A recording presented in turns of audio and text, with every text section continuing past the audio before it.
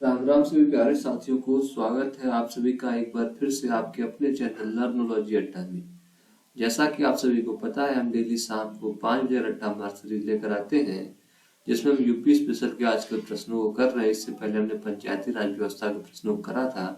अब UP special के प्रश्नों को कर रहे हैं तो यह ग्राम पंचायत अधिकारी के साथ साथ यूपीपी जिसका री एग्जाम होना है, आरओ एग्जाम, इसके अलावा जूनियर असिस्टेंट एग्जाम के लिए भी उतना ही महत्वपूर्ण है।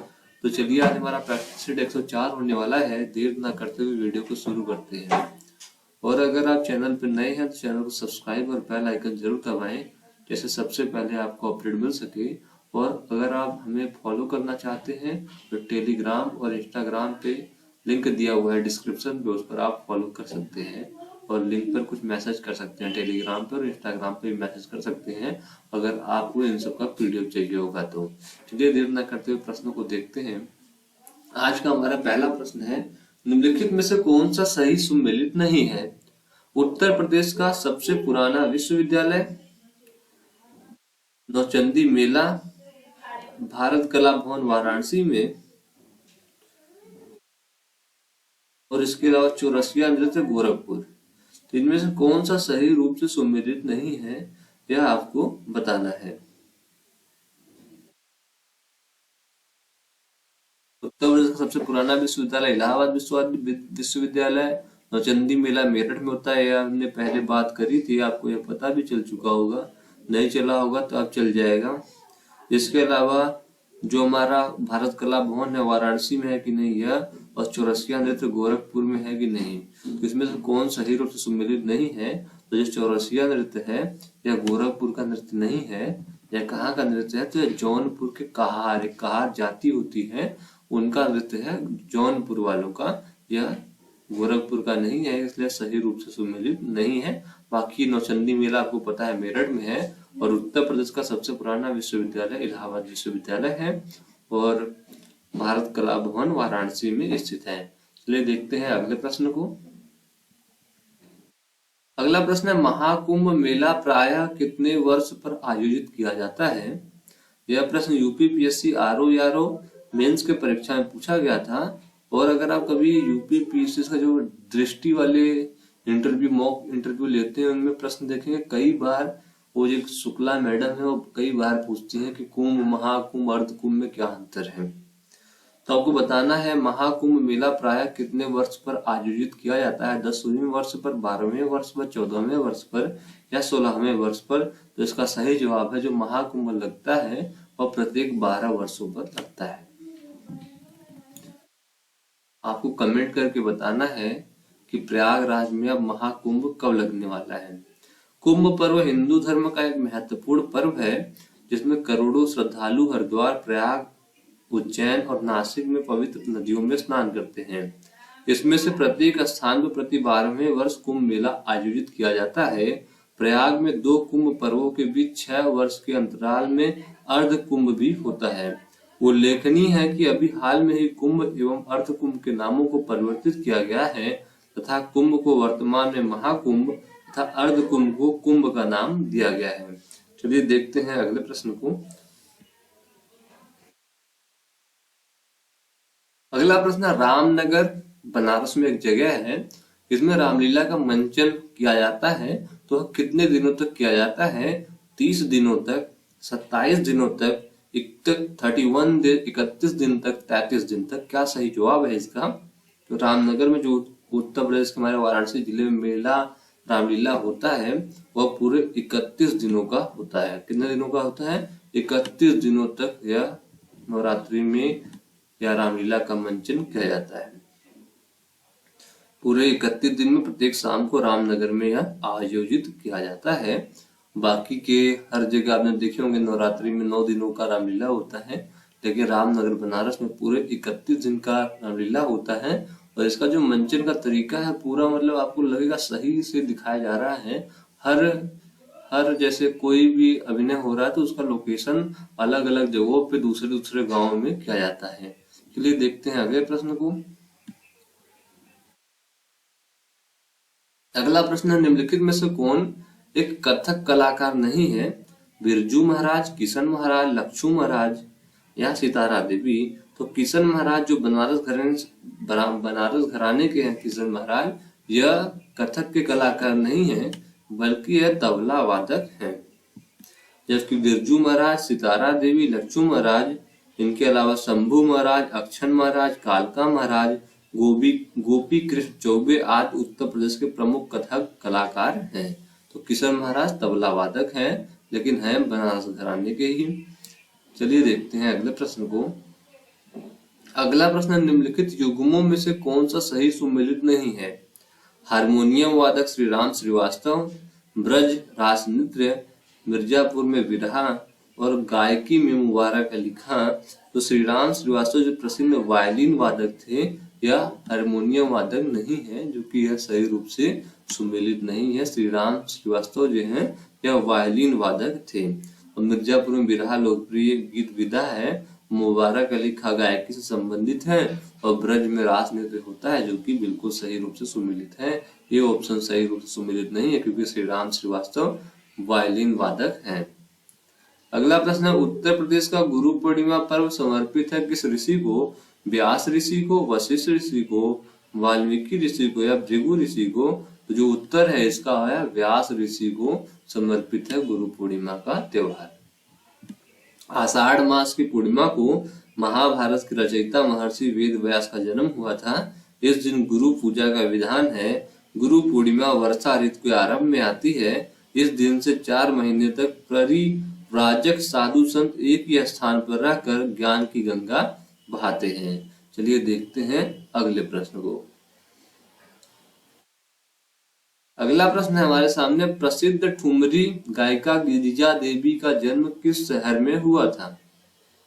अब गिरिजा देवी का हमने पहले प्रैक्टिस में दिखा था, इससे पहले वाले वह उन्होंने पद्मश्री, पद्म भूषण तीनों अवार्ड पाई हुई हैं और इनका मृत्यु हो चुकी है 2017 में। तो यह किस शहर में इनका जन्म हुआ था आपको बताना है। लखनऊ में, अलीगढ़ में, मुरादाबाद या वाराणसी में? तो बनारस घराने से संबंधित प्रसिद्ध ठुमरी गायिका गिरिजा देवी का जन्म 8 मई 1929 को बनारस में हुआ था। 8 मई 1929 को हुआ था। इन्होंने पद्मश्री, पद्म भूषण, पद्म विभूषण आदि सम्मान से सम्मानित। गिरिजा देवी की मृत्यु 24 अक्टूबर 2017 को हुई थी। चलिए देखते हैं अगले प्रश्न को। गिरिजा देवी से प्रश्न पूछे जा सकते हैं, इनका नाम आपको याद रखना है। अगला प्रश्न है हमारे सामने, निम्नलिखित में से किसने लखनऊ के सांस्कृतिक क्रियाकलापों में योगदान नहीं दिया था? बिंदा दिन ने, उस्ताद दुल्हे खान ने, मेहंदी ने या इलियास खान ने? तो मेहंदी के अतिरिक्त शेष तीनों ने लखनऊ के सांस्कृतिक क्रियाकलापों में योगदान दिया है। बिंदा दिन का संबंध कथक नृत्य से है, उस्ताद दुल्हे खान का संबंध जो है गायकी से है, और इलियास खान का संबंध सितार वादन से है। और मेहंदी जो है, मेहंदी हसन है, एक गजल गायक है। इनका कोई योगदान लखनऊ सांस्कृतिक क्रियाकलापों में नहीं रहा है। अगला प्रश्न है हमारे सामने, प्रसिद्ध शास्त्रीय गायक भीमसेन जोशी संबंधित हैं किस घराने से? बनारस घराने से, किराना घराने से, लखनऊ घराने से या रामपुर घराने से? तो शास्त्रीय संगीत में गायकी परंपरा एवं उससे संबंधित राग रागनियों के प्रयोग की दृष्टि से अनेक घराने स्थापित किए गए हैं, जिसमें सबसे बाद का घराना किराना घराना माना जाता है। पंडित भीमसेन जोशी किराना घराने से संबंधित है, जबकि बनारस घराने के प्रमुख गायक हैं पंडित राम सेवक मिश्र, शिव नारायण मिश्र एवं नागेंद्र नाथ भट्टाचार्य आदि। लखनऊ घराना ख्याली गायकी के लिए प्रसिद्ध है। इसके प्रमुख गायक हैं नसीर खान, गुलाम हुसैन और गणपत राव आदि हैं। लखनऊ घराना, किराना घराना, बनारस घराना और रामपुर घराना मुख्य रूप से यही घराने हैं उत्तर प्रदेश के शास्त्रीय संगीत के। भीमसेन जोशी जो है वो किराना घराने से संबंध रखते हैं। अगला प्रश्न है हमारे सामने, अमीर खुसरो ने किसके विकास में अग्रगामी की भूमिका निभाई? ब्रज भाषा में, अवधी में, खड़ी बोली में या भोजपुरी में? तो अमीर खुसरो जो इन्होंने अग्रगामी भूमिका निभाई है तो वह खड़ी बोली में निभाई है। अमीर खुसरो का जन्म उत्तर प्रदेश के एटा जिले में, जो कि अब कासगंज जिला है, उसमें पटियाली मोमीनपुर नामक स्थान था, गांव था, उसमें 1253 में हुआ था। इनका प्रारंभिक नाम अबुल हसीन था। ये फारसी के श्रेष्ठतम कवि भाषा शास्त्री, गायक, विद्वान, इतिहासकार और खड़ी बोली हिंदी को प्रारंभ करने वाले थे। इन्हें तूती-ए-हिंद की उपाधि दी गई थी। यह दिल्ली के शासकों कैकूबाद बलबन, जलालुद्दीन खिलजी, अलाउद्दीन खिलजी, कुतुबुद्दीन मुबारक खिलजी, नसीरुद्दीन खुसरवा शाह, मोहम्मद बिन तुगलक के दरबार में रहे और 1325 में इनकी मृत्यु हो गई। 1253 से 1325। चलिए देखते हैं अगले प्रश्न को। अगला प्रश्न है हमारे सामने, उत्तर प्रदेश शासन ने संगीत रत्न पुरस्कार जिसकी यूनिवर्सिटी में प्रारंभ किया था वो कौन है? उत्तर प्रदेश शासन ने संगीत रत्न पुरस्कार जिसकी शुरुआत की है वह किसकी स्मृति में किया गया था? उस्ताद रशीद अहमद के, उस्ताद निसार हुसैन खां के, उस्ताद बिस्मिल्लाह खां के या पंडित रविशंकर के? जिसका सही जवाब है वह है उस्ताद बिस्मिल्लाह खां। उस्ताद बिस्मिल्लाह खां की स्मृति में संगीत रत्न पुरस्कार की शुरुआत उत्तर प्रदेश शासन द्वारा की गई थी 21 अगस्त 2006 को। चलिए देखते हैं अगले प्रश्न को। अगला प्रश्न हमारे सामने, उत्तर प्रदेश क्षेत्र सांस्कृतिक केंद्र चैती और कजरी केंद्रों का आयोजन किस शहर में करेगा? मिर्जापुर में, भोजपुर में, मथुरा में या वाराणसी में? तो इसका सही जवाब है वाराणसी में उत्तर मध्य क्षेत्र सांस्कृतिक केंद्र का आयोजन चैती और कजरी केंद्रों का आयोजन किया जाएगा, वाराणसी में किया जाएगा। वाराणसी पे क्लिक कर दिया हमने और बढ़ेंगे अगले प्रश्न की ओर। अगला प्रश्न है हमारे पास, संगीत शिक्षा हेतु उत्तर प्रदेश में जो प्रथम संगीत महाविद्यालय स्थापित हुआ था वह कौन सा था? संगीत शिक्षा हेतु जो उत्तर प्रदेश में पहला संगीत महाविद्यालय स्थापित हुआ था कौन सा था? भारतेंदु नाट्य अकादमी, भातखंडे हिंदुस्तान संगीत महाविद्यालय, ललित कला अकादमी या संगीत नाटक अकादमी? तो इसका सही जवाब है भातखंडे हिंदुस्तानी संगीत महाविद्यालय का सबसे पहले स्थापना हुआ था। इसे उत्तर प्रदेश की सिफारिश पर, सरकार की सिफारिश पर केंद्र सरकार ने 24 अक्टूबर 2000 को डीम्ड विश्वविद्यालय का दर्जा भी प्रदान किया है। भातखंडे हिंदुस्तानी संगीत महाविद्यालय। बढ़ेंगे अगले प्रश्न की ओर। अगला प्रश्न है, उत्तर मध्य क्षेत्र सांस्कृतिक केंद्र निम्नलिखित में से किस स्थान पर अवस्थित है? लखनऊ में, वाराणसी में, प्रयागराज में या मिर्जापुर में? तो इसका सही जवाब है उत्तर मध्य क्षेत्र सांस्कृतिक केंद्र उत्तर प्रदेश के प्रयागराज में स्थित है। इसके अलावा हमारे पूरे भारत में ऐसे कितने केंद्र हैं तो आपको पता होना चाहिए, कुल 7 केंद्र हैं। उत्तरी क्षेत्र सांस्कृतिक केंद्र कहाँ है? पटियाला में है। पूर्वी क्षेत्र सांस्कृतिक केंद्र कहाँ है? शांति निकेतन कोलकाता में है। दक्षिणी क्षेत्र सांस्कृतिक केंद्र कहाँ है? तंजावुर तमिलनाडु में है। पश्चिमी क्षेत्र सांस्कृतिक केंद्र कहाँ है? उदयपुर में है। उत्तर पूर्व क्षेत्र सांस्कृतिक केंद्र कहाँ है? दीमापुर नागालैंड में है। और दक्षिण मध्य क्षेत्र सांस्कृतिक केंद्र कहाँ है? तो नागपुर महाराष्ट्र में है। और अपना उत्तर मध्य क्षेत्र सांस्कृतिक केंद्र है उत्तर प्रदेश के प्रयागराज जिले में। चलिए देखते हैं अगले प्रश्न को। अगला प्रश्न है, हाथरस एवं कानपुर में परंपराओं का क्या संबंध है? हाथरस आप देख रहे हैं अलीगढ़ मंडल का जिला है और कानपुर मंडल का जिला है। लगभग दोनों में करीब 150-200 किलोमीटर का तो गैप होगा ही होगा। तो इनके आपस में परंपराओं में क्या संबंध है? रंगमंच से, शास्त्रीय गायन से, लोक नृत्य से या कबड्डी से? तो हाथरस एवं कानपुर में नौटंकी रंगमंच से संबंधित है, इसलिए इसका ऑप्शन ए बिल्कुल सही होगा। रंगमंच से या आपस में परंपराओं का इनका संबंध है। अगला प्रश्न है, उत्तर प्रदेश में होली के त्योहार पर लठमार होली मनाई जाती है, जिसके बारे में आप लोगों ने भी पहले सुना ही होगा कहीं ना कहीं से। तो लठमार होली किस जनपद में मनाई जाती है, क्या किस स्थान पर मनाई जाती है? आपने आइडिया तो लगा ही लिया होगा कि मथुरा क्षेत्र में मनाई जाती है, लेकिन मथुरा क्षेत्र के किस में? वृंदावन में, बरसाना में, मथुरा में या गोकुल में? कहाँ मनाई जाती है लठमार होली? तो आपका जो सही जवाब है वह प्रत्येक वर्ष फागुन महीने में मथुरा के बरसाने में मनाई जाती है। कहाँ मनाई जाती है? मथुरा के बरसाने में मनाई जाती है। अगले प्रश्न को देखते हैं। चलिए, जैसे कि आपको सारे प्रश्न वीडियो के साथ साथ देखते देखते ही याद हो रहे होंगे।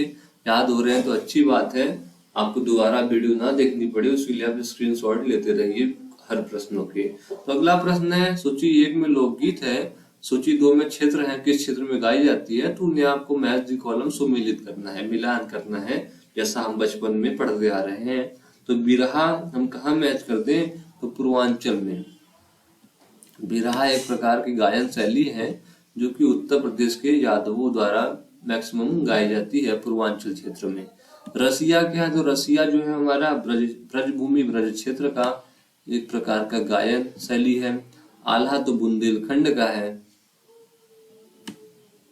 और कजरी जो है अवध और मिर्जापुर क्षेत्र का यह प्रमुख रूप से कजरी लोकगीत है।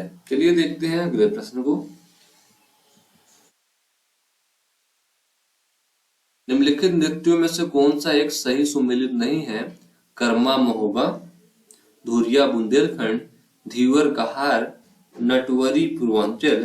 तो इसमें जो कर्मा दिया गया हुआ है महोबा में नहीं सही रूप से मैच कर रहा है। अगर यहाँ पर यह सोनभद्र होता तो बिल्कुल सही होता। कर्मा सोनभद्र में, धुरिया बुंदेलखंड में, धीवर कहार, नटवरी पूर्वांचल। इसलिए तीनों धुरिया, धीवर कहार, नटवारी पूर्वांचल बिल्कुल सही है, लेकिन कर्मा महोबा सही सुमेलित नहीं है। इस प्रश्न के हिसाब से तो यह ऑप्शन सही है, लेकिन कर्मा का जो जोड़ है सुमेलन है वह सोनभद्र जिले से है। चलिए देखते हैं अगले प्रश्न को। अगला प्रश्न भी है, निम्नलिखित में से कौन सा एक सही रूप से सुमेलित नहीं है? एक साइड उत्तर प्रदेश के लोकगीत है, दूसरे साइड क्षेत्र और स्थान है। तो यह प्रश्न कई बार पूछा गया है, तो आपसे यह बार बार मैं पूछ ले रहा हूँ जैसे आपका रिवाइज हो। आल्हा आपको पता है बुंदेलखंड का है, तो बिल्कुल सही है ये। बिरहा पूर्वी उत्तर प्रदेश बताया आपको यादवों द्वारा। कजरी रुहेलखंड बिल्कुल गलत। रुहेलखंड जो एरिया है पीलीभीत शाहजहांपुर बरेली का एरिया बोला जाता है, इसे रुहेलखंड बोलते हैं। तो कजरी आपको पता है अवध और मिर्जापुर में मैक्सिमम गाई जाती है। और जो चैता है यह कहाँ का गाना है? अवध एवं भोजपुरी क्षेत्र का। तो यह बिल्कुल सही है। कजरी मिर्जापुर और अवध क्षेत्र का है, तो रुहेलखंड जो दिया गया हुआ बिल्कुल गलत है, इसलिए सही रूप से सुमेलित नहीं है। तो इस प्रश्न का उत्तर सी ऑप्शन बिल्कुल सही होगा। चलिए देखते हैं आज के अपने आखिरी प्रश्न को। आखिरी प्रश्न हमारे सामने आ चुका है, निम्नलिखित में से कौन सही सुमेलित नहीं है? हस्तिनापुर मेरठ, सिंगवेरपुर बांदा, विंध्याचल मिर्जापुर, देवासरी बाराबंकी। तो हस्तिनापुर मेरठ में है, सिंगवेरपुर बांदा में नहीं है, इसलिए सही रूप से मैच नहीं कर रहा है। बाकी विंध्याचल विंध्यवासिनी माता का मंदिर है, यह मिर्जापुर में है, बिल्कुल सही है। देवासरी पे मेला लगता है बाराबंकी में, यह भी बिल्कुल सही है। यहाँ पर वारिस अली शाह का दरगाह है। और जो सिंगवेरपुर है एक पर्यटक स्थल है जो कि लखनऊ मार्ग पर प्रयागराज से 45 किलोमीटर दूर पर स्थित है। लोक कथाओं के अनुसार यह वही स्थान है जहाँ भगवान राम ने सीता और लक्ष्मण के साथ वनवास पर जाते हुए रास्ते में गंगा नदी को पार किया था। तो सिंगवेरपुर जहाँ पर केवट ने उनको गंगा में पार कराया था वह स्थान है। बाकी हस्तिनापुर मेरठ में आपको पता ही है, विंध्याचल का मंदिर मिर्जापुर में आपको पता है, और देवासरी में बाराबंकी में वारिस अली शाह का दरगाह है, यहाँ पर मेला लगता है, यह भी आपको पता लग गया है।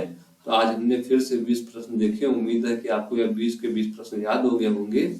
और वीडियो में कुछ पूछना या बताना हो तो आप कमेंट करके बेझिझक पूछ बता सकते हैं। तब तक के लिए आपका बहुत बहुत धन्यवाद दोस्तों। जय हिंद।